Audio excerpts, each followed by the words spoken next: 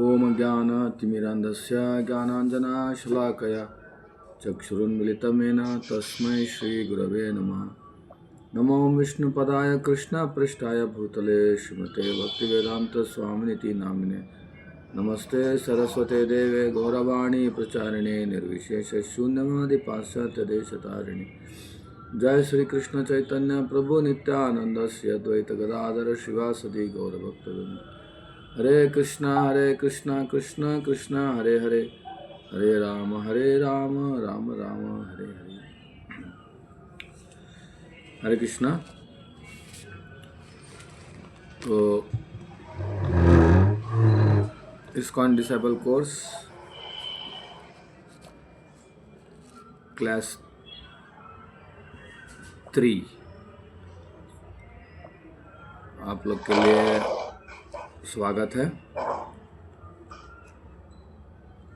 तो आज हम लोग श्रवण करेंगे दीक्षा का समय प्रतिज्ञा, और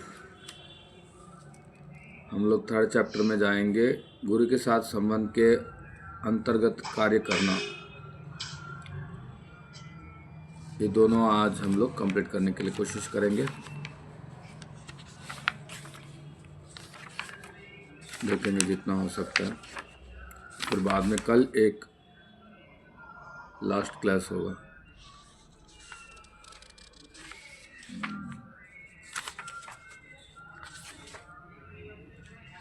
ठीक है। सो दीक्षा का टाइम है। हरे कृष्णा, सब लोग म्यूट कीजिए।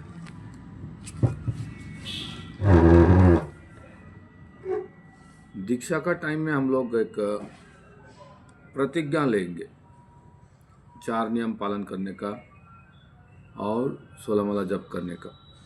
ठीक है। तो दीक्षा लेने तक हम लोग का कुछ भी गलती हो सकता है, हुआ है तो उसका कोई ज़्यादा चिंता नहीं है, मगर दीक्षा लेने के बाद में गलती नहीं होना चाहिए। तो हम लोग को सबको पता है, आंतरजातिक कृष्ण भावनामृत संघ में 2 प्रतिज्ञा है, बहुत इम्पोर्टेंट है। वो है 16 माला कम से कम जप करना, माला के ऊपर में, काउंटर के ऊपर में नहीं। ठीक है।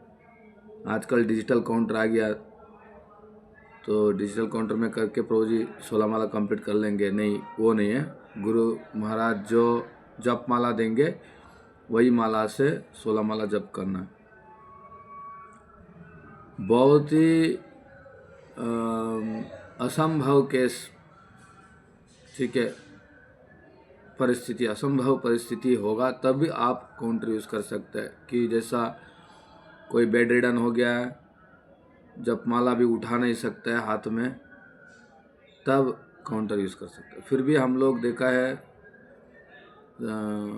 बहुत सन्यासी लोग भी है, जो लोग तबीयत बहुत ख़राब है फिर भी जपमाला के ऊपर में जप करते हुए हम लोग देखा है। परम पूजनीय गोपाल कृष्ण गोस्वामी महाराज और भी अनेक महाराज लोग, हम लोग देखा है कि माला में जप किया है उनका, जो गुरु जो दिया है दीक्षित माला। तो ये प्रतिज्ञा हम लोग पालन करना चाहिए। जितना भी कठिनाई हो हमारा जीवन में, इसको हम छोड़ना नहीं चाहिए। तो 4 नियम है। क्या 4 नियम है? मांसाहार वर्जन करना, अवैध संग वर्जन करना, नशा वर्जन करना और दूत क्रीड़ा वर्जन करना। तो आप लोग देख सकते हैं ये कनेक्टेड है, 4 धर्म का स्तंभ से ये कनेक्टेड है। जैसा 4 पिलर्स ऑफ धर्मा बोलते हैं इसको। धर्मा का 4 स्तंभ ये क्या है? दया, तपा, शौच, सत्य। ठीक है। तो ये चारों चीज़ हम लोग पालन कर रहे हैं, वर्जन कर रहे हैं, इसका मतलब हम धर्म को पालन कर रहे हैं।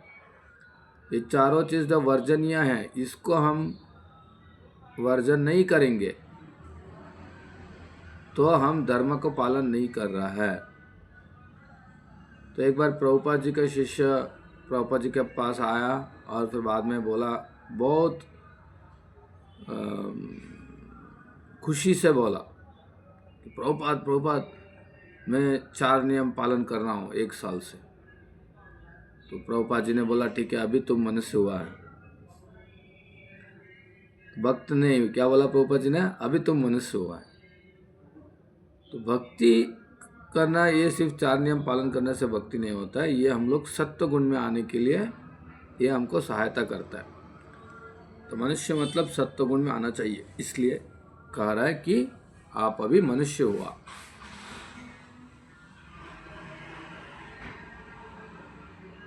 तो मांस आहार वर्जन करना है, अवैध संग वर्जन करना है, नशा वर्जन करना है, दूध क्रीड़ा वर्जन करना है।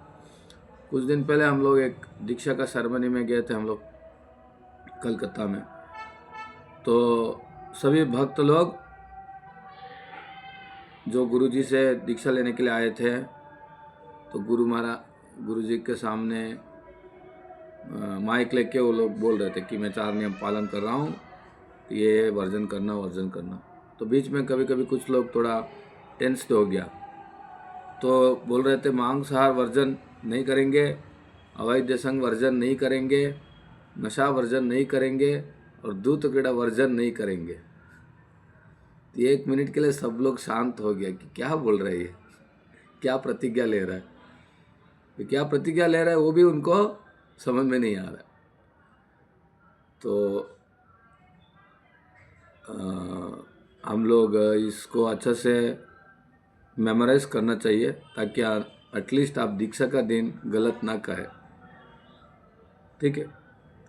या आपका ओरल टेस्ट होता है, मौखिक टेस्ट होता है, तो उस समय एटलीस्ट आप गलत नहीं बोलना चाहिए। इसलिए आप उससे पहले आप अच्छा से तैयारी हो जाइए, चाहे तो 1000 बार हर दिन इसको आप बोलने के लिए कोशिश कीजिए, ताकि आप भूलेंगे नहीं। और ये जो कौन सा चीज़ के साथ कनेक्टेड है, ये भी आपको याद रखना चाहिए। ये भी पूछेंगे कि मांसाहार वर्जन नहीं करेंगे तो कौन सा धर्म का स्तंभ टूटेगा, या कौन सा धर्म का स्तंभ हम पालन नहीं कर रहे। तो मांसाहार इधर में नाम सुनते हैं हमको पता चलता है कि जीव के ऊपर में कोई दया नहीं है, पशु के प्रति कोई दया नहीं है, इसलिए दया का स्तंभ टूट जाता है। नेक्स्ट है अवैध संग। अवैध संग करना मतलब तपस्या नहीं कर सकता है।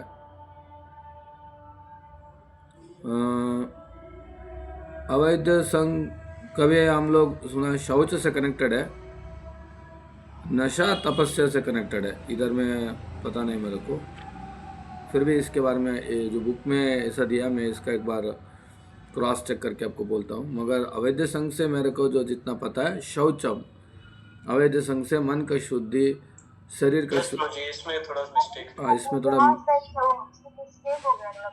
हाँ। तो अवैध संग वर्जन नहीं करेंगे तो मन का शुद्धि, चित्त का शुद्धि, शरीर का शुद्धि नहीं रहेगा, इसलिए अवैध संग वर्जन करना चाहिए।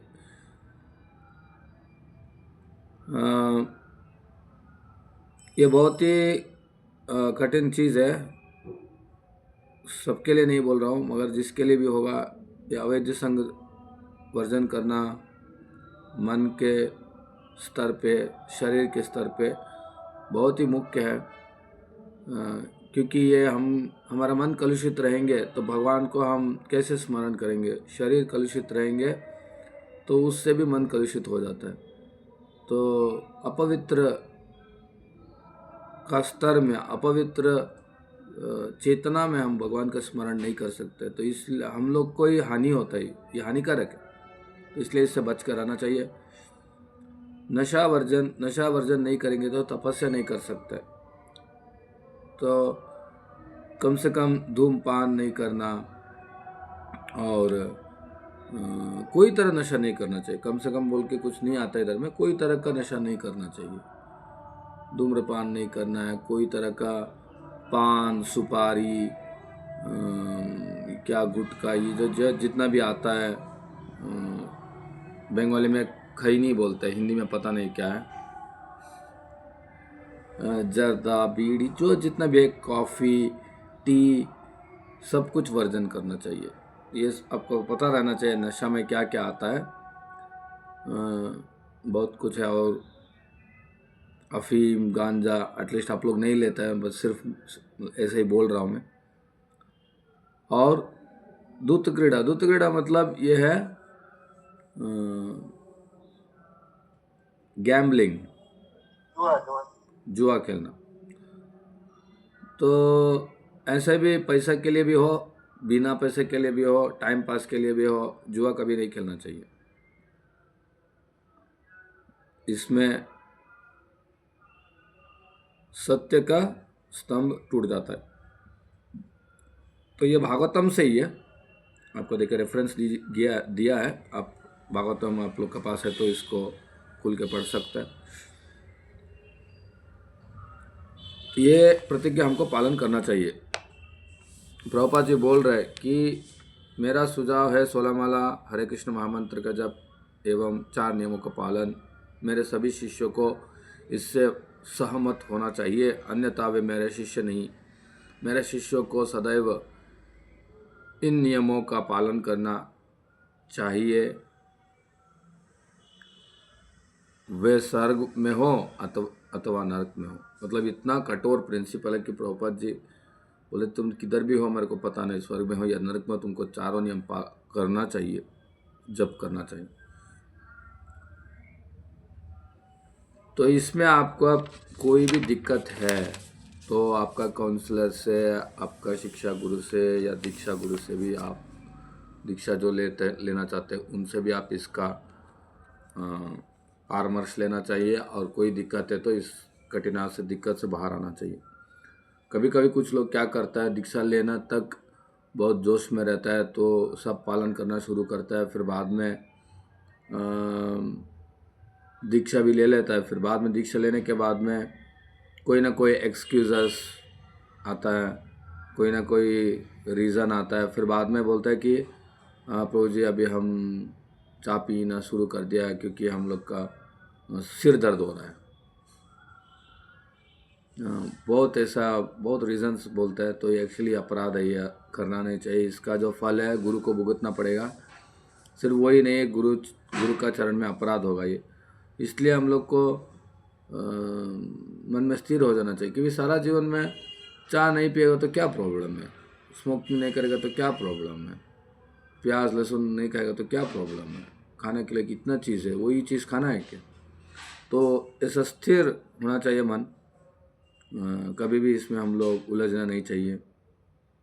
हालांकि तीनों चीज़ बहुत ईजी है। जुआ ऐसा ही लोग को पता है, जुआ खेलने से कोई फ़ायदा नहीं, लाभ होता नहीं, इसलिए कोई जुआ खेलेगा ही नहीं। नशा तो किसी का कोई प्रॉब्लम हो सकता है, तो कॉफ़ी टी प्रॉब्लम हो सकता है, वो छूट गया तो बस हो गया, कोई चिंता नहीं। मांसाहार बहुत ही लोग नहीं करता है, उत्तर भारत में आप लोग है। अभी मांसाहार मतलब इसमें अंडा भी नहीं खाना चाहिए, ये भी समझना चाहिए। और अवैध संग की बात में आया तो इससे सब लोग डर के रहना चाहिए। बोलते हैं कि माया से डरना चाहिए। प्रभुपाद जी बोल रहे थे कि मेरा शिष्य का यही प्रॉब्लम है, माया से डरता नहीं है। तो वो कल मैं बोल रहा था ना, जैसे योद्धा जैसा जाना चाहिए, तो योद्धा जैसा जाएंगे मगर साथ में सबको साथ में रहना चाहिए युद्ध में। आप सोचेंगे कि मैं अकेला जाकर लड़ूंगा तो माया पकड़ के लेके चला जाएंगे। तो इसलिए भक्ति कभी भी अकेला नहीं करना चाहिए। कितना भी कष्ट हो, कितना भी झगड़ा हो, कितना भी असमंजस हो, डिफरेंसेस हो सकता है, फिर भी क्या एटलीस्ट 2-3 भक्त लोग, हम लोग भक्तों के ग्रुप में हमको सेलेक्ट करना चाहिए। जैसा आपको अच्छा लगेगा नहीं किसी से, उनसे आप संग मत कीजिए। जैसा आपका जैसे ही कोई और है तो उनके साथ में आप संग कीजिए। अच्छा है सब समय हम लोग एडवांस डिवोटी के साथ संग लेना, मगर सब कुछ चैलेंज है। ये भक्त का संग में रहना बहुत बड़ा चैलेंज है। प्रभुपाद जी बोल रहे थे कि आप इस भक्त का संग में रहकर सहयोगिता से आप सेवा करेंगे, उससे मैं बहुत खुशी हूँ। इसके बारे में भी हम बाद में डिस्कस करेंगे। तो ये तपस्या किसके लिए? ये तपस्या का उद्देश्य है भगवान श्री कृष्ण का प्रीति के लिए। हम त्याग करेंगे इस सब आनंद को कृष्ण का प्रीति के लिए, कृष्ण का आनंद के लिए। सिर्फ एक लाइफ हमको त्याग करना चाहिए। फिर बाद में तो प्रभुपाद जी बोल रहे हैं कि आप ये मैं जो बोल रहा हूँ आदेश को आप पालन करेंगे तो मैं खुद आपको लेके जाऊँगा। तो फिर बाद में तो भगवान के धाम में जाने के बाद में तो आनंद ही आनंद रहेंगे। अभी इधर में दिक्कत होता है, सुबह उठ के ठंडा पानी हो या गर्म पानी भी हो, नहा कर मंगल आरती जाना, मंगल आरती करना बहुत कष्ट होता है। मगर यही एक ही तपस्या है हमको, और कुछ नहीं है। सुबह उठो, जल्दी मंगल आरती करो, जप करो। आप लोग तो मंदिर में नहीं है, कोई चिंता नहीं। एटलीस्ट जिधर में भी बैठा है तो उधर में अच्छे से 2-3-4 कंबल डाल के आप जप कर सकते हैं। सोना नहीं चाहिए, ध्यान में नहीं जाना चाहिए, जप करना चाहिए। हम लोग का चैंटिंग प्रोसेस है, मेडिटेशन नहीं है।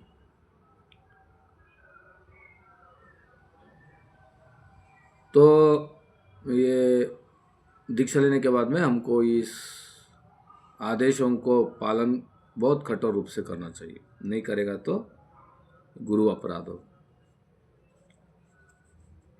तो आपका जो पीडीएफ फाइल है, आपके पास बुक भी है, तो उसमें सब समय देखिए चैप्टर का एंड में एक आता है अतिरिक्त कथन।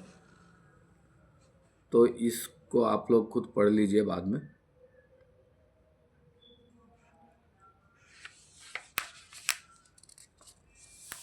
जो एक्स्ट्रा डिटेल्स है उसको आप पढ़ लीजिए। मगर ये जो बुक है अच्छे से पढ़ना चाहिए आप लोग को, ये बहुत इन्फॉर्मेटिव है। भक्त लोग ने बहुत परिश्रम करके इस पुस्तक को बनाया है। ये बहुत इम्पोर्टेंट है, पढ़ना है आप लोग को। तो अभी हम लोग डिस्कस करेंगे गुरु पूजा, गुरु सेवा, गुरु की वपु एवं वाणी सेवा और गुरु त्याग।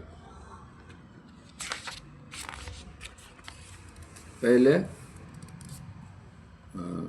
गुरु पूजा का महत्व क्या है, इसके बारे में हम लोग पहले डिस्कस किए थे। साक्षात हरित्वेन समस्त शास्त्रे उक्तस्तथा भाव्यत एव सद्भि। आध्यात्मिक गुरु का भगवान के समान आदर किया जाना चाहिए, क्योंकि वे भगवान के गोपनीय सेवक है, बहुत अंतरंग सेवक है। इसलिए हम गुरु को भी भगवान का जैसे, भगवान नहीं, सेवा करना चाहिए, पूजा करना चाहिए। और भी आदि पुराण में, मध्य लीला, चैतन्य चरितामृत में भी एक रेफरेंस है। महादेव दुर्गा जी को कह रहा है, आराधनम सर्वेशाम विष्णुर आराधनम परम तस्मात् परतरम देवी तदीयानाम समर्चनम। प्रिय देवी, जबकि वेदों में देवताओं की पूजा बताया गया है, परंतु विष्णु की आराधना सर्वोच्च है, तब भी उपरोक्त विष्णु आराधना वास्तव में उनके अनुयायियों वैष्णवों की सेवा है। तो इधर में हम लोग को समझ में आता है कि जो वैष्णव जो है, भक्त है, उनका आराधना करने से भी, उनका आराधना करने से ही भगवान और भी खुशी है। तो इसका मतलब ऐसा नहीं थे तब ठीक है हम प्रभुपाद जी का मंदिर बना देंगे, राधा कृष्ण का मंदिर नहीं बनाएंगे। तो इस डिबेट होता है ऐसे ही। तो हमको फुल नॉलेज या क्या बोल सकते हैं, अच्छा तरीका, अच्छा ढंग से हमको समझना चाहिए कोई भी चीज़। जब कब डिबेट होता है, ऐसे चीज़ के लिए डिबेट होता है। वो देखो शास्त्र में क्या कहा है, आराधनम सर्वेशम विष्णुर आराधनम, उसके से ऊपर है उनका भक्त का आराधना। तो मैं जस्ट आपको फिर से वापस हमारा ऋत्विक पॉइंट के लिए लेके आ रहा हूँ, कैसे डिबेट करता है लोग, फिलॉसफी को कैसे इंटरप्रेट करता है। यही श्लोक को लेकर हम बहुत इंटरप्रिटेशन दे सकते हैं। हमको पता है महादेव भी भगवान का भक्त है ना, वैष्णवानाम यथा शंभो। तो अभी हम बोल सकते हैं कि अरे प्रभुपाद जी ने क्या बोला, सिर्फ भगवान कृष्ण को आराधना कीजिए, देवताओं को आराधना मत करो, शिव को आराधना मत करो, पार्वती को आराधना मत करो, गणेश को आराधना मत करो, शनि को आराधना मत करो। तो मगर इधर शास्त्र में तो कहा रहा है कि तदीयानाम समर्चनम, मतलब जो विष्णु का जो भक्त है, अनुयायी है, वैष्णव है, उनका भी सेवा कर सकता है। तो इसका मतलब हम लोग गलत कर रहे हैं। शिव जी का पूजा करना चाहिए, हर मंदिर में शिव जी होना चाहिए।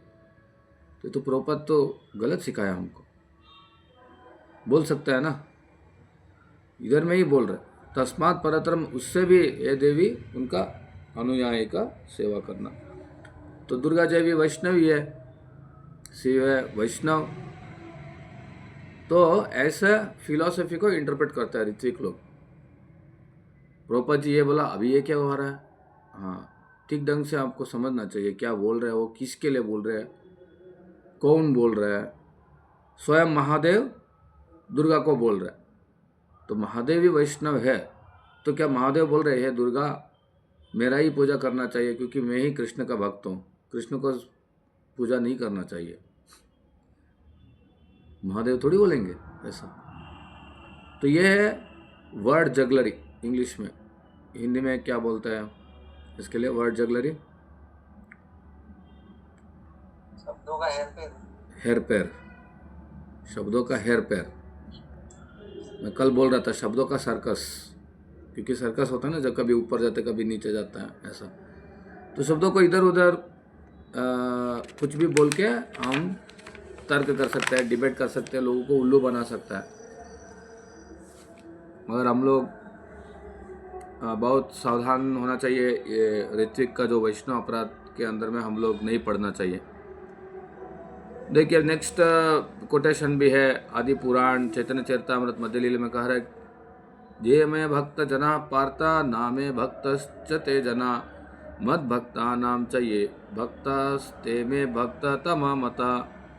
भगवान बोल रहे हैं कि जो बोलते हैं कि मेरा भक्त है, भगवान बोल रहे हैं जो बोलते हैं कि मेरा भक्त है, वो मेरा भक्त नहीं है। मेरा भक्त का भक्त जो है वो है अल्टीमेट डिवोटी। तो इसको भी हम लोग बोल सकते हैं कि देखो भगवान खुद बोल रहे हैं कि उनको पूजा नहीं करना चाहिए, तो हम क्यों जोर जबरदस्ती करके उनका पूजा करके उनका कष्ट दे रहे हैं? भगवान के प्रति ये हिंसा है। तो आप लोग हमको पूजा कीजिए कि हम भक्त का भक्त है। तो इसलिए लोग भी मूर्ख है ना, कि भगवान का बहुत जगह में हम लोग देखता है, एक मंदिर है बहुत जगह में, वो जो गुरु है उनका ही मंदिर है, भगवान का मंदिर नहीं है। क्यों? और बोल रहा है ना भगवान भक्त का पूजा करो, भगवान का क्यों पूजा करना है? लोग भी ऐसा ही है, ये भगवान वो भगवान, सारा भारत में इतना भगवान, बोल रहे भगवान का बाजार लग गया है। अभी आप सेलेक्ट कीजिए कौन सा भगवान कम प्राइस में मिल जाएगा। ठीक है, तो ये इधर में इस श्लोक का कोटेशन करने का यही उद्देश्य है कि गुरु का पूजा का आवश्यक क्यों है, क्योंकि भगवान खुद बोल रहे कि मेरा कृपा मिलना है तो मेरा भक्त के माध्यम से आपको कृपा मिलेगा, इसलिए उनको आप प्रसन्न करो। और भक्त क्या बोलते हैं, प्रभुपाद जी क्या बोलते हैं? हाँ ठीक है, आप लोग मेरे को पूजा कीजिए, मेरे सिर के ऊपर में आप दूध दही डालिए, बोला नहीं। प्रभुपाद जी क्या बोला? Chant Hare Krishna and be happy. देखो स्लोगन क्या दिया। बंगाल में हम लोग का बहुत तरीका का संस्था है, कोई गुरु का संस्था है, वो बोलते हैं जय गुरु बोलो। तो जो जो जय संस्था जिसको स्थापन किया वो लोग यही सिखाते कि मेरा जयकार करो। मगर एक ही जो संस्था हम देख सकते हैं कि अंतर्जातीय कृष्ण भावनामृत संघ, इसको जिसमें प्रभुपाद कभी नहीं सिखाया कि मेरा जयकार करो। जैसा उन्होंने कहा है वैसा हम पालन कर रहे। Chant Hare Krishna and be happy, Hare Krishna मंत्र जप करो।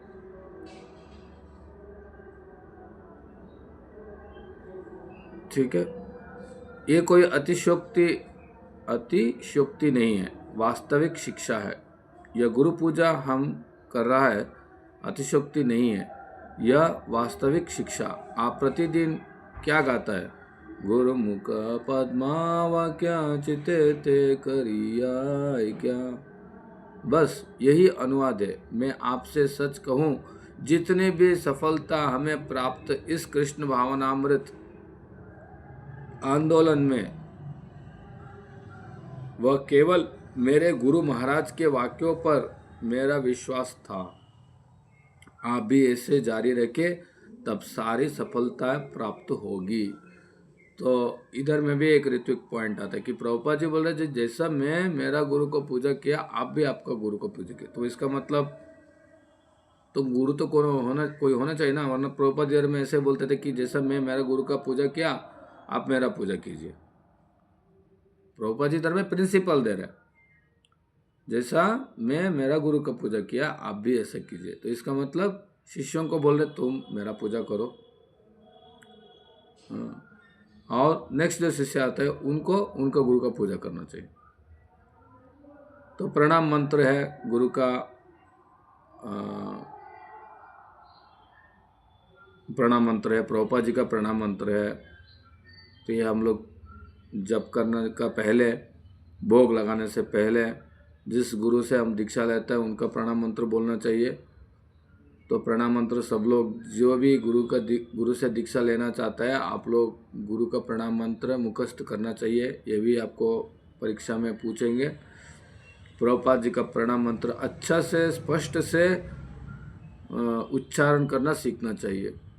अभी कोई अच्छा से पढ़ाई नहीं है, मतलब अनपढ़ है या कुछ बोल नहीं पा रहे ठीक से, उनका अलग है। मगर जिसको अच्छे से बोलना आता है, पढ़ाई किया है अच्छा से, तो उनको अच्छा से उनको बोलना ज़रूरत है। जैसा नमस्ते सरस्वती देवे गौरवाणी प्रचारिणी निर्विशेष शून्यवादी पाश्चात्य देश तारिणे, जिधर नी है, ना है, ने है, ये सब अच्छे से सीख लीजिए। क्योंकि हम आचार्य का प्रणाम मंत्र उच्चारण कर रहे हैं, आचार्य का कृपा प्रार्थना कर रहे हैं, तो कोई केयरलेसनेस नहीं होना चाहिए। जब भी हम प्रभुपाद जी का प्रणाम मंत्र उच्चारण करेंगे, मन कंसंट्रेशन रहना चाहिए उसके ऊपर में, या कोई गाना या कोई ऐसा ही स्लोगन जैसा नहीं है जय प्रभुपाद जय प्रभुपाद ऐसा बोलते हैं हम। मगर जब प्रणाम मंत्र हम बोल रहे हैं तो बहुत मन उसके ऊपर में रहना चाहिए कि क्या हम बोल रहे हैं, उसका मतलब क्या है, प्रभुपाद जी का प्रणाम मंत्र का मतलब क्या है, उसको भी आप लोग सीखना चाहिए। वैष्णव जो सॉन्ग्स है, बुक है, उसमें मिलेगा आप लोग को। एक जनरल मीनिंग है, नमो ओम विष्णुपादाय कृष्ण पृष्ठाय भूतले श्रीमते भक्ति वेदांत स्वामी निति नामिने। नमो ओम विष्णुपादाय मतलब जो विष्णु का चरण के पास में है, कृष्ण पृष्ठाय जो कृष्ण के लिए खूब प्रिय है, श्रीमते भक्ति वेदांत स्वामी निति नामिने। ऐसे जो है, जो श्रीमद भक्ति वेदांत स्वामी, उनको हम प्रणाम कर रहे हैं। तो ऐसा पूरा मीनिंग समझना चाहिए प्रणाम मंत्र का, तब आपको अच्छा लगेगा, आपको मतलब भक्ति अच्छा होगा। तो आरती जब हम करते हैं तो मंदिर में एक नियम है कि पुजारी को आरती करने के टाइम में ऑल्टर में जिस गुरु से दीक्षा लिया है उसका फोटो रखना चाहिए।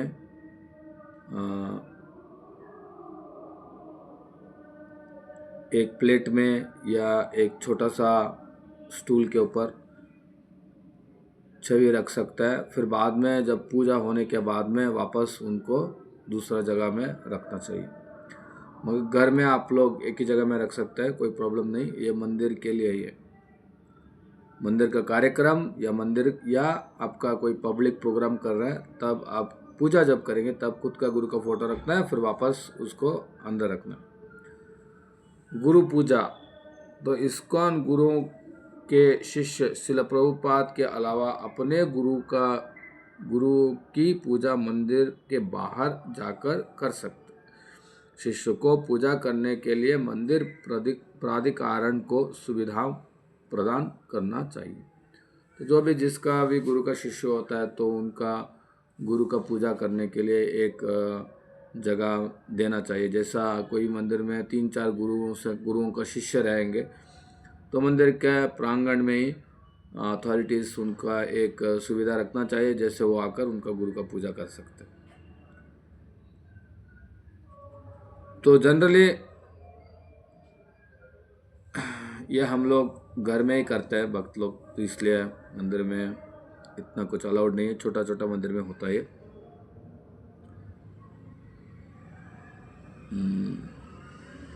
कोई भी इस्कॉन सदस्य सामाजिक रूप से हिज डिवाइन ग्रेस कहकर संबंधित नहीं किया जाएगा, ना ही उसके नाम के अंत में पाद अथवा देव जैसे उपाधि लगाए जाएं। शिष्य अपने शिक्षा गुरु को गुरुदेव या गुरु महाराज कह सकता है।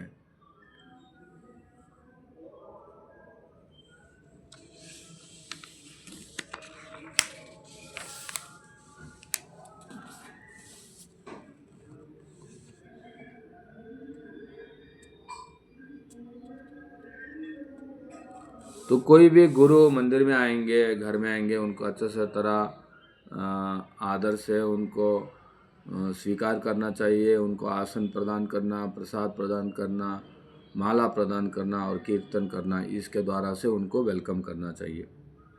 यह है गुरु पूजा। व्यास पूजा, व्यास पूजा मतलब क्या है?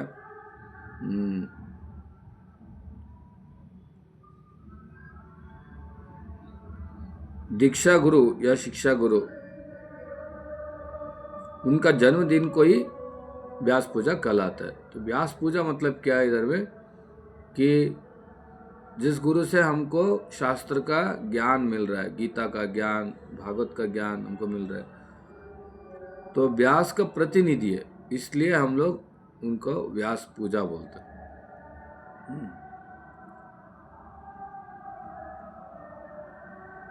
तो शिला प्रभुपाद जी का भी व्यास पूजा आता है, तिरुवाव तिथि आता है। तो एक शिष्य का रिस्पॉन्सिबिलिटी होता है कि उनको व्यास पूजा का, गुरु का व्यास पूजा का दिन में, या प्रभुपाद जी का व्यास पूजा का दिन या तिरुवाव का दिन में उनका गुण कीर्तन करना। तो कोई मन में लग सकता है, अरे प्रभु जी हमको बोलने के लिए बहुत शर्म आता है, कितना लोग के सामने क्या बोलना। आपको जितना पता है उतना ही बोलिए, एक सेंटेंस भी बोलेगा तो वो भी अच्छा है, क्योंकि ये जो व्यास पूजा का दिन है ये बहुत शुभ दिन है। इस दिन में हम लोग गुरु का या प्रभुपाद जी का व्यास पूजा हो तो प्रभुपाद जी का गुण कीर्तन करने से, आपको मंदिर में आपका कोई फैसिलिटी नहीं है तो किसी और के पास में भी आप जाकर प्रभुपाद जी का गुण कीर्तन कीजिए। प्रभुपाद जी का जो अवदान है उसके बारे में, कंट्रीब्यूशन के बारे में आप दूसरों को अवेयरनेस कराइए, प्रभुपाद जी का ग्रंथ बांटिए। तो इसके माध्यम से में भी हम प्रभुपाद जी का व्यास पूजा का दिन में गुण कीर्तन करने के माध्यम से हम लोग को प्रभुपाद जी का कृपा मिलेगा, हमारा जीवन शुद्ध होगा।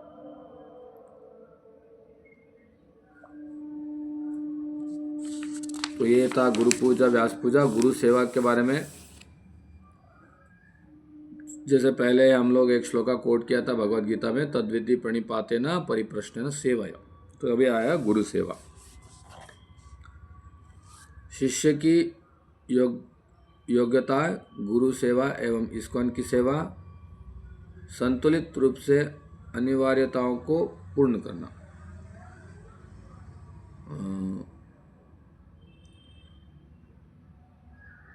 तो हम लोग जनरली क्या सुनते हैं, गुरु दक्षिणा, है ना। दीक्षा लिया, अभी आप गुरु दक्षिणा देना चाहिए। तो सेवा का माध्यम से हम गुरु को वापस, हम लोग जो गुरु ने हमको कृपा किया उसके लिए हम लोग वापस उनको सेवा के माध्यम से उनको प्रसन्न कर रहे हैं। और एक चीज़ हमको समझना चाहिए, जो गुरु हमको दीक्षा दे रहा है या शिक्षा दे रहा है, उनका ऋण हम कभी भी चुका नहीं सकते। करोड़ों करोड़ों जन्म तक भी सेवा करने से भी हम चुका नहीं सकते। तो हम चिर ऋणी हैं गुरु के प्रति। तो इसलिए हम लोग को यथाशक्ति से भी ज़्यादा, हम जितना हो सकता है उतना सेवा करने के लिए प्रयास करना चाहिए, सेवा करना चाहिए। तो इधर में दो चीज़ है, एक है गुरु की सेवा करने का तरीके और इस्कॉन के आंदोलन की सेवा करने का तरीके। तो ये दोनों चीज़ करना चाहिए हमको। गुरु का सेवा, इधर में बॉक्सेस है, आप लोग, मैं इंटरेक्टिव नहीं रख रहा हूँ, टाइम लग जाएगा, तो इसलिए मैं बोल दे रहा हूँ पॉइंट्स, तो फिर बाद में आपको कोई डाउट्स है तो आप पूछ सकते हैं। गुरु की सेवा करने का तरीका क्या है? गुरु की सेवा करने का तरीका, गुरु भगवान का प्रतिनिधि है, तो उनको हम जो भी चीज़ देने के लिए कोशिश करते हैं, अच्छा चीज़ देना चाहिए, शुद्ध जिनिस देना चाहिए, पवित्र चीज़ देना के लिए कोशिश करना चाहिए। हम वस्त्र दे सकता है, प्रसाद दे सकता है, उनके लिए कोई भी चीज़ जो ज़रूरत है उसको हम परचेस करके दे सकता है, धन दे सकता है, मतलब लक्ष्मी दे सकता है, उनका सेवा में लग जाएगा। तो ऐसा कई तरीक़ों से हम लोग सेवा कर सकते हैं, और उससे और भी अच्छा सेवा है जो उनका जो आदेश श्रवण करना, उनका वाणी श्रवण करना, उनका उपदेश, उनका आदेश को पालन करना, ये भी सेवा, ये सब गुरु का सेवा होता है। वे इस्कॉन के आंदोलन की सेवा करने के तरीके क्या है? प्रचार में हम सहायता करना। तो हम लोग बहुत बार सुनते हैं प्रचार में सहायता करना है, मंदिर को सहायता करना है। तो मेरा एक सोच है कि हम क्या सहायता करेंगे मंदिर को, हम क्या सहायता करेंगे प्रचार में, है ना? सहायता हम ले रहे हैं, सहायता करने का माध्यम से, सेवा का करने का माध्यम से हमको लाभ मिल रहा है। एक ऐसा है कि आज जन्माष्टमी में हम जाकर बहुत प्रसाद बांटे तो भगवान का लाभ हुआ, या प्रसाद वितरण करना तो एक है, और दूसरा है ग्रंथ वितरण किया या डोनेशन कलेक्शन किया, जन्माष्टमी के लिए हो सकता है, गौर पूर्णिमा के लिए हो सकता है, बुक डिस्ट्रीब्यूशन के लिए हो सकता है।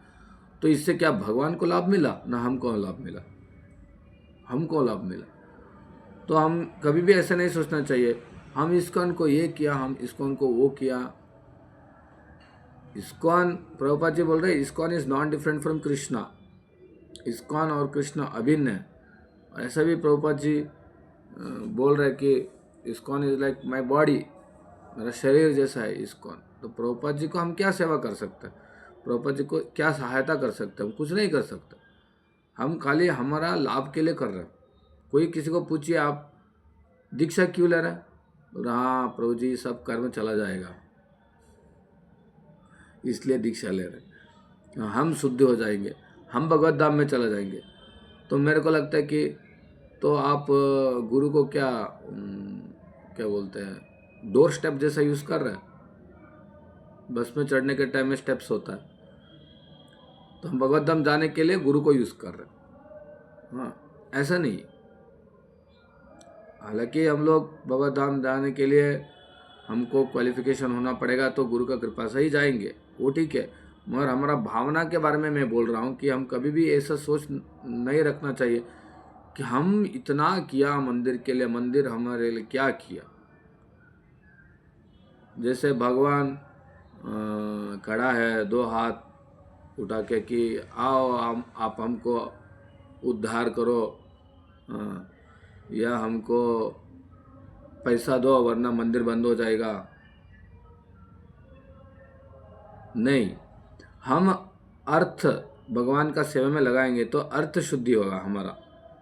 हमारा मन को भगवान का सेवा में लगा रहे, हम मन शुद्धि होगा।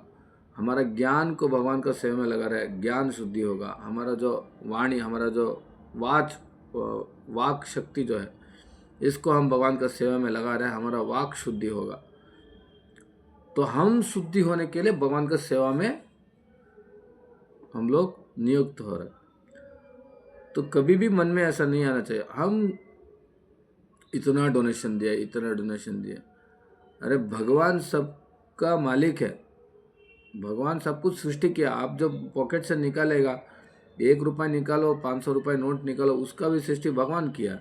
तो भगवान जो दिया आपको, आप भगवान को वापस दे रहा है, देना चाहिए, वो ये ग्रेटिट्यूड। तो वही होता है सेवा। तो इसका उनका आंदोलन की सेवा है ये। ये तो सहाय नहीं होता क्या? हम मंदिर को सहाय किया, हम इतना दिया, हम उतना दिया, मत दीजिए। क्या मंदिर नहीं चलेगा? आपके लिए भगवान मंदिर खुल के बैठा है कि हाँ हम लोग वेलकम लिखा है, आप लोग पैसा देना चाहिए? नहीं। ये चीज़ आप लोग को भी समझना चाहिए। आप किसी को भक्त को प्रचार करेंगे तो उनको भी समझाना चाहिए, भाई इधर में पूरा 100% तुम्हारा लाभ है। कभी नहीं सोचना कि मंदिर के लिए हम बहुत कुछ किया। बहुत लोग ये जो यूट्यूब का कमेंट्स हम देख सकते हैं, फेसबुक का कमेंट्स में नीचे लिखता है कि हम 2 करोड़ रुपए दिया मंदिर के लिए, हमको कुछ नहीं मिला, हमको प्रसाद भी नहीं दिया, माला नहीं डाला, ऐसा बहुत कुछ कमेंट्स डालता है।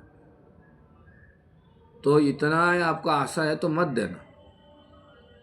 भगवान भूखे नहीं है, भगवान पैसा का भूखा नहीं है, भगवान खाने का भूखा नहीं है, भगवान भक्ति का भूखा है।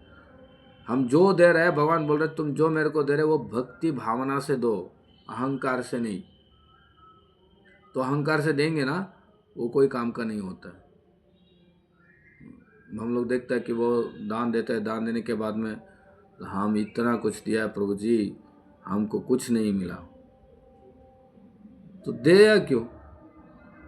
देना नहीं। नहीं प्रभु जी, हमको पता नहीं था, कुछ नहीं मिलेगा। तो ये भावना अच्छा नहीं है, ठीक है। तो इस्कॉन का आंदोलन की सेवा करने का तरीका है ग्रंथ वितरण करना, ग्रंथ प्रचार करना, ग्रंथ पढ़ना, दूसरों को भक्ति में लेके आना, फिर बाद में प्रसाद वितरण करना, भागवत कथा आयोजन करना, हरि कथा आयोजन करना, लोगों को इस संघ जो वैष्णव संघ है उसमें जुड़ाना, ठीक है। ये सब तरीका का सेवा है। तो ये दोनों संतुलित रूप से करना चाहिए। क्यों? कुछ लोग बोलते हैं कि हम संस्था के लिए कुछ नहीं करेंगे, हमारा गुरु के लिए करेंगे। तो इसका मतलब गुरु और संस्था अलग अलग रूप से आप देख रहे हैं। और गुरु भी ऐसा नहीं होता है। गुरु ऐसा कभी नहीं बोलता तुम मेरा को सेवा करो, संस्था को मत सेवा करो, ऐसा नहीं बोलेगा। कोई गुरु नहीं बोलेंगे। मगर हम ऐसा करने से क्या होता है, हम लोग एक इनएफिशिएंट डिसाइपल बनेंगे, मतलब एक बेकार शिष्य बनेंगे। एंटी प्रीचिंग बोलता है ना, इससे एंटी प्रीचिंग होता है। गुरु कभी गलत चीज़ नहीं सिखाते, कोई गुरु भी कभी गलत चीज़ नहीं सिखाते। मगर हम कुछ गलत करके बैठता है, फिर बाद में सब बदनाम आता है इस्कॉन के ऊपर में। देखो प्रभुपाद ने क्या सिखाया, देखो इनका गुरु ने क्या सिखाया।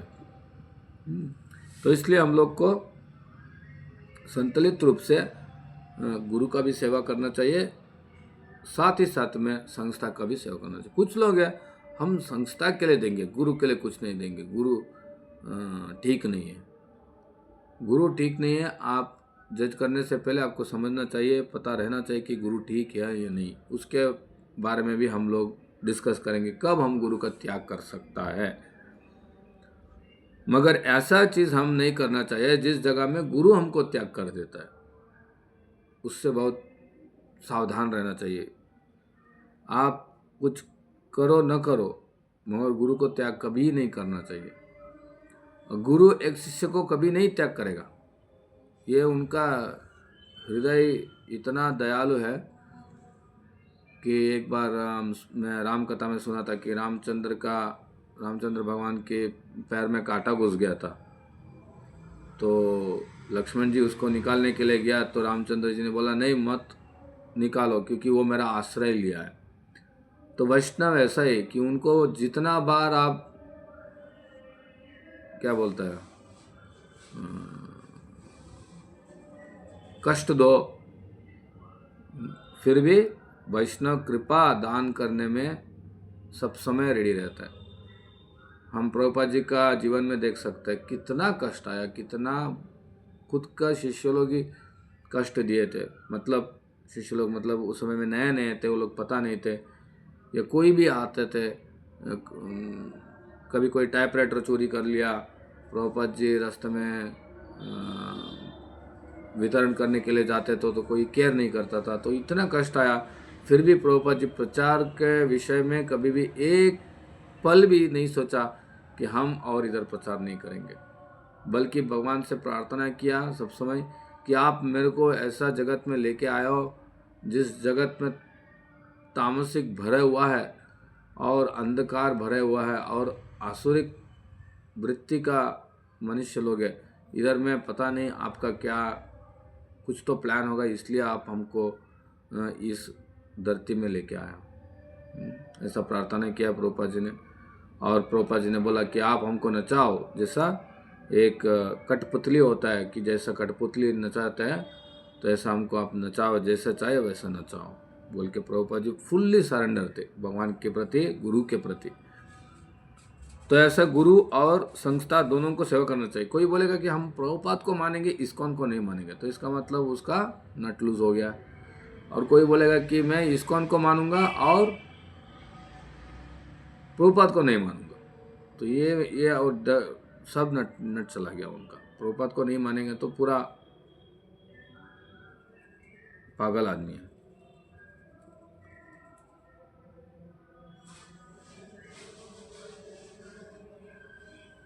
तो सबका साथ, सब भक्तों के साथ में भी हमारा अच्छा व्यवहार होना चाहिए, अच्छा से हम लोग बिहेव करना चाहिए। शिष्य का दायित्व है आज्ञा पालन। श्री चैतन्य महाप्रभु के संदेश का संपूर्ण विश्व में प्रचार करना। पृथ्वी त्याचे जत नगराधिग्राम सर्वत्र प्रचार हईवे मोर नाम। चैतन्य भागवत में है श्लोका। चैतन्य महाप्रभु का ये इच्छा है कि सारा पृथ्वी में भगवान का नाम प्रचार हो, प्रसार हो। तद्विधि प्रणिपातेन परिप्रश्न सेवाया उपदीक्षन्ते ते ज्ञानम ज्ञानिनस् तत्वदर्शिना। हम लोग को भगवान का दर्शन मिलना है, भगवान का धाम मिलना है, तो हम तीन चीज़ हम लोग करना चाहिए। एक है सरेंडर, और एक है सेवा, फिर बाद में प्रश्न करना। तीनों चीज़ होना चाहिए। प्रश्न हमको आएगा तो बहुत बढ़िया है, नहीं आएगा तो भी बढ़िया नहीं है, क्योंकि सब कुछ समझ गया तब समझने का ज़रूरत क्या है ना। तो हम को समझना चाहिए कि कुछ समझ में नहीं आ रहा है, तब हमको प्रश्न पूछना चाहिए। कभी कभी हम मन में हम उत्तर दे देते हैं कि एक प्रश्न आया, वो प्रश्न को मन से ही उत्तर दे दिया और सोचते हैं अरे ये तो भगवान उत्तर दे दिया, तो भगवान नहीं उत्तर देते, ये मन उत्तर दे रहा है। इसलिए कभी भी प्रश्न आता है, सिल्ली प्रश्न हो सकता है, मतलब एकदम बेकार चीज़, कोई हंसेगा सुन के, कोई चिंता नहीं, आप प्रश्न पूछो। इससे कोई हंसेगा तो भी अच्छा है, आपका वजह से उनका शरीर में बहुत क्या बोलता है, एनर्जी मिलेगा। तो आप सोचना नहीं कि कोई हंसेगा तो नुकसान है, नुकसान नहीं है, वो भी अच्छा है। शरणागति होना चाहिए। प्रभुपाद जी बोल रहे शरणागति नहीं विकास नहीं। हम लोग भी ये स्लोगन यूज कर सकते हैं।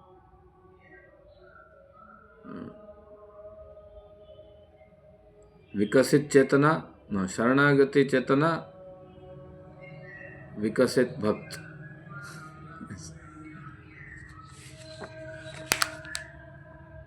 व्यक्ति को शक्ति से निर्देश का पालन करने का प्रयास करना चाहिए। कभी कभी बहुत कष्ट हो सकता है भक्ति का जीवन में। ऐसा नहीं कि हम लोग क्या बोलते हैं कि फूलों के ऊपर में चल रहा है। भक्ति का जीवन बोलता है कि एक ब्लेड के ऊपर में चलने का समान है। तो ब्लेड के ऊपर में कैसे चलते हैं हम लोग? कभी नहीं, कोई भी ऐसा नहीं चला है, फिर भी मन में आप सोचिए कि एक ब्लेड रखा है, उसके ऊपर में आपको चलना चाहिए। तो चलने के लिए तो डर लगेगा। तो इसका मतलब भक्ति पथ में आना बहुत ही कम लोग हैं। मनुष्याणाम सहस्रेषु कश्चित् यतते सिद्धाय। तो बहुत कम लोग हैं। तो क्यों? दूर से देख के ही डर लग जाता, अरे बाप रे, ये छोड़ना है, वो छोड़ना है, ये छोड़ना है, वो छोड़ना है। फिर बाद में बोलता अरे इस्कॉन में प्रभु जी दीक्षा हम लेंगे नहीं। क्यों? अरे इतना नियम पालन करना, ये हाथ धो लो, ये वो हाथ धो लो, पाए मतलब पैर धो के आओ, स्नान करो। प्रभु जी इतना नियम हम पालन नहीं कर सकते, तो इसलिए हम दूसरे जगह में दीक्षा ले लेंगे। तो भक्ति का जीवन इतना सहज नहीं है, सरल है। सहज होता था तो सारा दुनिया इसको पालन करने के लिए शुरू करते थे। तो इसलिए जो भी कष्ट आता है, भक्ति विनोद ठाकुर बोलते हैं, जो भक्ति जीवन में जो भी बाधा आता है, ये मैं आनंद से हमें इसको ग्रहण करूँगा। ऑफकोर्स हम लोग भक्ति विनोद ठाकुर का स्तर में नहीं है, तो कष्ट आएगा, मगर हम कभी भी प्रयास करना छोड़ना नहीं चाहिए। गलत हो सकता है, भूल हो सकता है, अपराध हो सकता है, हो सकता नहीं होता है, फिर भी हमको प्रयास करना नहीं छोड़ना चाहिए। इस खेल का एक नियम है, वो है तो प्रयास करने का छोड़ दिया मतलब फेल्यूर है। भक्ति का जीवन का जो गेम है, जैसा रनिंग रेस होता है ना, तो रनिंग रेस में देखो, जो दौड़ रहे 10 जन दौड़ रहे हैं, सोचो, ठीक है। जो लास्ट में दौड़ रहे हैं ना, उसको तो पता चल गया कि भाई मैं और विन नहीं होऊंगा, तो क्या वो दौड़ता है? नहीं दौड़ता है, वो दौड़ता है। पता है उसको, मेरे को कोई ना, मतलब ये है ही 3 प्राइज, फर्स्ट सेकंड थर्ड, 10 लोग दौड़ रहे हैं, तो इसमें तो 3 ही लोग को प्राइज मिलेगा। बाकी सब लोग सोचते हैं अरे भाई चलो यार, वो तो इतना सामने चला गया, हम रुक जाएंगे, क्यों इतना दौड़ना, जाओ थोड़ा केला खा लो, थोड़ा शांत से रह जाओ, थोड़ा रेस्ट ले लो, थोड़ा ब्रेक ले लो, वो दौड़ने दो ना, तीनों दौड़ गया तो चले ही गया वो सामने। तो भक्ति का जीवन ऐसा नहीं कि चलो और छूट गया और नहीं करेंगे, नहीं, हर दिन हमारा प्रयास है, हर दिन युद्ध है माया के प्रति, हर दिन, हर क्षण, हर मोमेंट हमारा युद्ध है कि नहीं, प्रयास करो, प्रयास करो, अच्छा सोचो, भगवान का नाम स्मरण करो, ग्रंथ पढ़ो, सोशल मीडिया से दूर रहो, यह हमारा हर दिन का प्रयास होना चाहिए। इसी प्रकार भक्ति लता अच्छा से बढ़ता है, मगर हम लोग नियमों को पालन नहीं करेंगे, नियम को ही त्याग कर दिया, नियम को ही त्याग कर दिया हम, तो हमारा भक्ति लता सूख जाएगा। ये लता का जो पहले जैसा कोई पौधे बड़ा होने के पहले क्या होता है, एक बीज से शुरू होता है, तो भक्ति लता बीज गुरु देते हैं हमको। अभी उसको हम श्रवण और कीर्तन, जल और मिट्टी देकर उनको हम बड़ा कर रहे हैं। तो बीज जैसा अंकुरित होता है, फिर बाद में थोड़ा ऊपर उठता है, फिर बाद में और उठता है, उसका पत्ता आता है, फिर बाद में बर्ड्स आता है, फ्लावर आता है, ये सब आते आते फूल आता है खिल के, फिर बाद में फल आता है। तो वो है भक्ति लता का कंपैरिजन है, ये एक लता का जैसा है। तो हम श्रवण कीर्तन जैसा पानी और मिट्टी देने का सामान है, और फिर बाद में उसको हम क्या देता है, एक फेंस देता है। फेंस मतलब बेड़ा बोलता है बंगाली में, हिंदी में मेरे को पता नहीं क्या बोलता है हिंदी, फेंस, फेंस मतलब क्या है हिंदी में? चार दीवारी, दीवार जो, नहीं, चार दीवार नहीं, और आप लोग भी हिंदी नहीं आता? तो घेरा ब्रो जी, फेंस, फेंस को मतलब घेरा, दीवारी घेरा क्या बोल रहे घेरा कोई? करते हैं। घेरा ना, हाँ वही चार दीवारी। अच्छा ठीक है, सॉरी, चार दीवारी मतलब मैं घर का चार दीवार सोच रहा था। ठीक है, जो घेरा बोलते हैं, तो वो क्या होता है, अपराध से दूर रहना, वो घेरा देने का समान है। वो लता को घेरा देना चाहिए, वरना क्या होता है, वैष्णव अपराध को एक पागल हाथी के लिए तुलना किया है। जैसा एक बगान, एक आंगन में, उद्यान में जाकर एक पागल हाथी घुस गया तो क्या करेगा, वो सब कुछ उखाड़ देगा, है ना। तो हम लोग ये पागल हाथी कौन सा है, वैष्णव अपराध, गुरु का चरण में अपराध, वो भी वैष्णव अपराध है। बाकी सब लोग का वक्त जो है उनका प्रति अपराध करेंगे तो वो भी वैष्णव अपराध है। इससे हमको बच के रहना चाहिए। तो गुरु का जो आदेश है उसको अच्छे से पालन करना चाहिए। अभी सेवा में भी दो तरीका का है, एक है वपु सेवा और एक है वाणी सेवा। तो वपु सेवा मैं ऑलरेडी आप लोग को बोला, मैं साधु संग सर्वशास्त्र को लव मात्रा, साधु संग सर्व सिद्धि हो।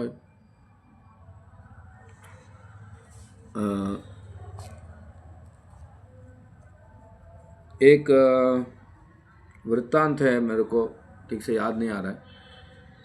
यही प्रश्न पूछा था कि साधु संघ का महत्व क्या है। तो साधु संघ का महत्व जानने के लिए ब्रह्मलोक गया।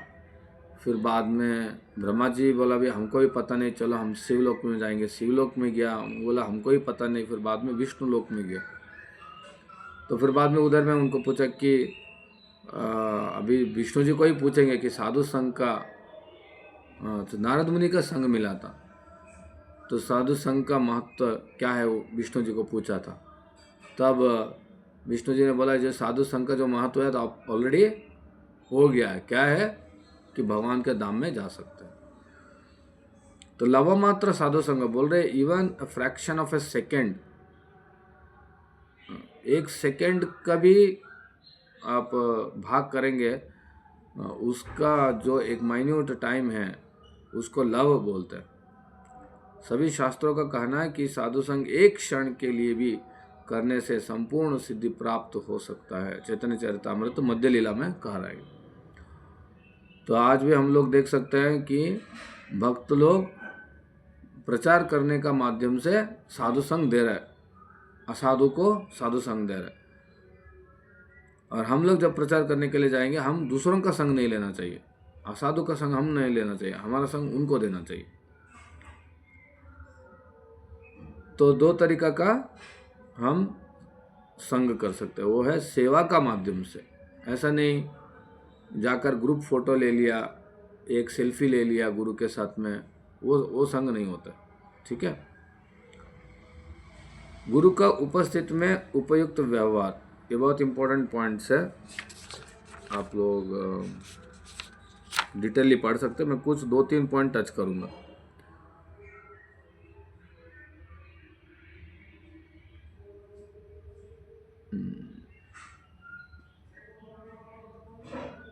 फर्स्ट ऑफ ऑल, गुरु को कभी हम साधारण पुरुष जैसा नहीं देखना चाहिए।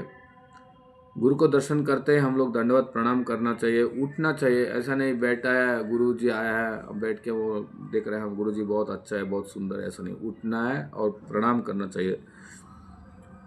और उनका जो वाणी है, आदेश है, उपदेश है, उसको अच्छे से फॉलो करना चाहिए।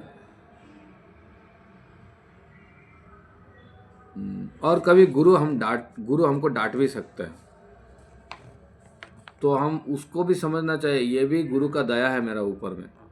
ये बहुत टफ है, किसी को नहीं मिलता है, मगर जिसको मिलेगा वो पूरा उधर से आउट हो जाता है। तो एटलीस्ट हमको समझना चाहिए कि कुछ ऐसा हुआ भी मेरा जीवन में, नहीं होता जनरली, हुआ तो भी हमको समझना चाहिए ये उनका दया ही है। समझना नहीं, वो दया ही है। गुरु के समक्ष आसन अथवा बिस्तर में नहीं बैठना चाहिए। हम लोग क्लास सुनने के टाइम में भी सोचो, आप जैसा ऑनलाइन क्लास सुन रहे हैं तो आराम से सोते सोते सुनेंगे, नहीं, वैसा नहीं करना चाहिए। आप कोई भी एक मोबाइल से सुन रहा है या कोई MP3 प्लेयर से सुन रहा है, आप उसको भी अच्छा से रखना चाहिए, क्योंकि गुरु है, वाणी आ रहा है मतलब उधर गुरु है, गुरु का उपस्थित है, तो उसका सम्मान देना चाहिए, अच्छा से रखना चाहिए वो भी। और आप भी अच्छा से बैठ के सुनना चाहिए। श्रवण करना मतलब बैठ के सुनना, ऐसा नहीं सोते सोते कान में ईयरफोन लगा लिया, हम श्रवण करते करते सो जाएंगे, ऐसा नहीं। रेस्पेक्ट देना चाहिए। और ग्रंथ पढ़ना भी, भागवत पढ़ रहा है, गीता पढ़ रहा है, बिस्तर में सोते सोते पढ़ना, ऐसा नहीं करना चाहिए। और गुरु के सामने कोई कभी भी शास्त्रार्थ नहीं करना चाहिए, डिबेट नहीं करना चाहिए, चैलेंज नहीं करना चाहिए।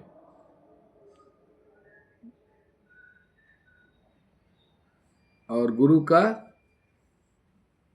जो संबंधी लोग है, गुरु का पत्नी हो सकता है, गुरु का कोई गुरु भ्राता भी हो सकता है, उनको भी ऐसे ही समान सम्मान देना चाहिए। ठीक है। ऐसा नहीं सोचना चाहिए वो गुरु का माँ है तो ये तो शरीर से संबंध है इसका माँ के प्रति, तो माँ इतना इम्पोर्टेंट नहीं है, ऐसा नहीं सोचना चाहिए। गुरु फर्स्ट ऑफ ऑल साधारण नहीं है, तो इसलिए उनका जो भी रिलेटिव्स होता है वो भी साधारण नहीं होता है। देखने के लिए ऐसा ही लगता है कि कोई साधारण व्यक्ति है। एक उदाहरण हम लोग जनरली देता है, या सोच समझ करके देना चाहिए उदाहरण। जो है हम लोग सब समय बोलते हैं, अरे प्रभुपाद जी का पत्नी अच्छी नहीं थी, वो चाय पीने के लिए भागवत को सेल कर दिया, चाय का बिस्किट लेने के लिए भागवत को सेल कर दिया। वो एक भगवान का प्लान था कि प्रभुपाद संन्यास लेंगे। तो इसका मतलब ऐसा नहीं कि प्रभुपाद जी का पत्नी नास्तिक थे या अभक्त थे या गलत थे, ऐसा ही तो ऐसा नहीं बोलना चाहिए। एक बार ऐसा हुआ था, कोई एक भक्त ने प्रभुपाद जी का गुण कीर्तन करने के टाइम में बोलते बोलते कि ऐसा बोल दिया कि प्रभुपाद जी का जीवन के बारे में बोल रहे थे, तो बोलते बोलते कि उनका पत्नी के बारे में गलत बोल दिया। तो तुरंत उधर में एक प्रभुपाद जी का शिष्य थे, उन्होंने बोला आप ये बात ठीक से नहीं बोला, इसको अच्छे से समझो। कभी ऐसा नहीं बोलना चाहिए कि प्रभुपाद जी का पत्नी ठीक नहीं थे, प्रभुपाद जी का बेटा ठीक नहीं था, या ऐसा सब नहीं बोलना चाहिए। प्रभुपाद जी संन्यास लेने के लिए भगवान का एक अरेंजमेंट था ये, मगर हम नहीं सोचना चाहिए ठीक है प्रभु जी तो हमारा भी ऐसे ही, सब लोग हमसे भी कनेक्टेड है, तो हम भी साधारण नहीं है, ऐसा नहीं सोचना चाहिए। सबको सम्मान देना चाहिए, उसका अंतरंग जो भाव है उसको भी हमको समझना चाहिए, किसको कैसे सम्मान देना।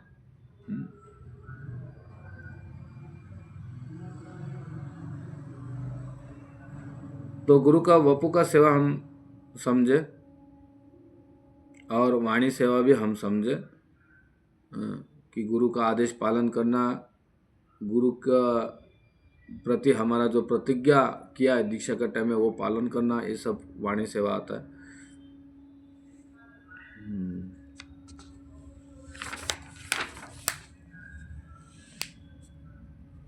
गुरु से भी हम लोग जब कुछ प्रश्न पूछते हैं तो चुनौतीपूर्ण मनोभाव से नहीं किया जाना चाहिए। बहुत बार ऐसा गलत करते हैं भक्त लोग, दीक्षित भी रहता है, मगर कभी कभी हम लोग देखते हैं भागवतम क्लास में ऐसे चैलेंजिंग क्वेश्चंस कभी कभी पूछता है। रिसेंटली एक भक्त ने पूछा था ऐसे ही कुछ, महाराज जी मेरे को प्रचार करने के लिए अथॉरिटीज़ मेरे को सपोर्ट नहीं कर रहा है, तो डायरेक्ट गुरु महाराज जी को प्रश्न पूछते भागवतम क्लास के बाद में। तो सामान्यतः कोई ऐसा पूछेगा नहीं, हालांकि किसी मेंटल प्रॉब्लम होगा तभी पूछेगा। एटलीस्ट माइंड अच्छा रहने से भी हम ये प्रश्न नहीं पूछना चाहिए। भागवतम के बाद में आप भागवतम के संबंधित जो प्रश्न वो पूछना चाहिए। कभी कभी ऐसा होता है भागवतम क्लास में हुआ कुछ और शिष्य कुछ और प्रश्न पूछ रहा है, तो जनरली वैष्णव लोग डांटेंगे नहीं, पता है कि भाई डांटेगा तो ये मेरे प्रति एक गलत फेम रखेगा, मतलब गलत ही फेम रखे, अच्छा से मेरे को वो सोचेगा नहीं, उसके थ्रू से उनका ही मेरा चरण में अपराध होगा, इसलिए बहुत बार डांटेंगे नहीं। तो इसका मतलब ऐसा नहीं कि हम उनको ऐसा गलत प्रश्न पूछेंगे, ऐसा गलत प्रश्न कभी नहीं पूछना चाहिए। और कभी कभी कोई पर्सनल प्रश्न रहता है तो पर्सनल प्रश्न वैसे पब्लिक में पूछना ही नहीं चाहिए। पर्सनल प्रश्न आप जाकर पर्सनली पूछिए। कभी ऐसा हुआ था, कोई माता जी ने कोई सांसारिक प्रश्न पूछा था एक महाराज जी को, तो महाराज जी तब बोला कि मैं कैसा बोल सकता हूँ, मेरा संसार नहीं है मतलब फैमिली नहीं है। तो ऐसा क्वेश्चन हम लोग पूछने से पहले सोच कर समझ कर पूछना चाहिए।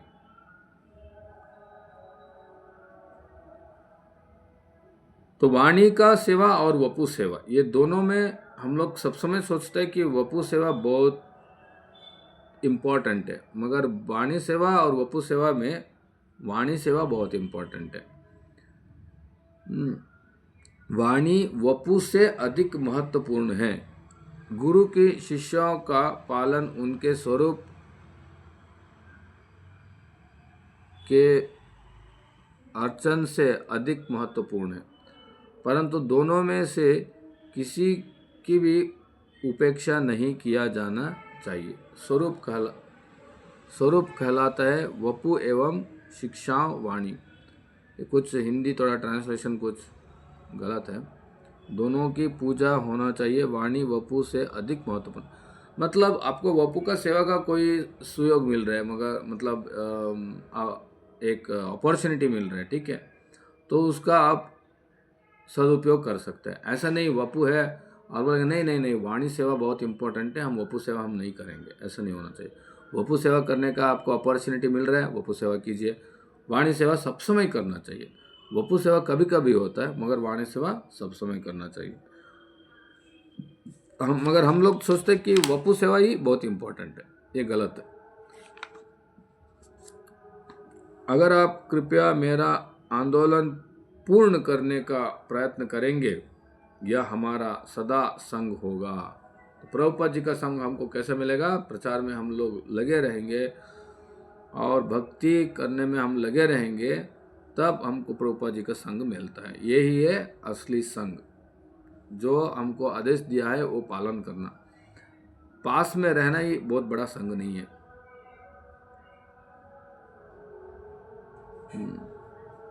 प्रभुपाद जी भी उनका गुरु जी से ज़्यादा वपु संग नहीं मिला है, वपु सेवा नहीं मिला है। वाणी सेवा ही प्रभुपाद जी ने किया है।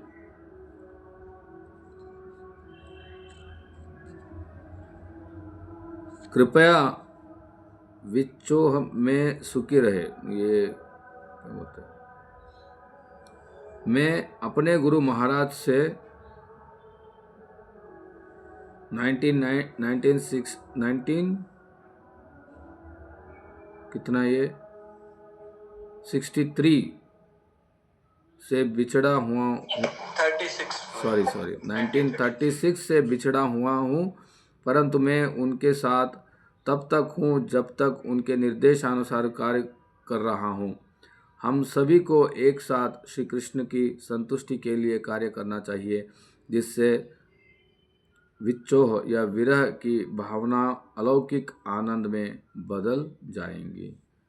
तो प्रभुपाद जी का संग अभी भी हमको मिल सकता है, हम हरे कृष्ण मंत्र जप करने के माध्यम से और प्रचार में सहयोगिता करने से।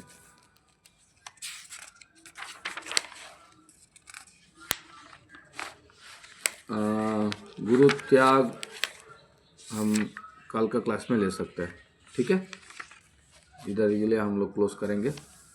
कोई ड्यूटीज के लिए कुछ प्रश्न है तो पूछ सकते हैं। हरे कृष्णा।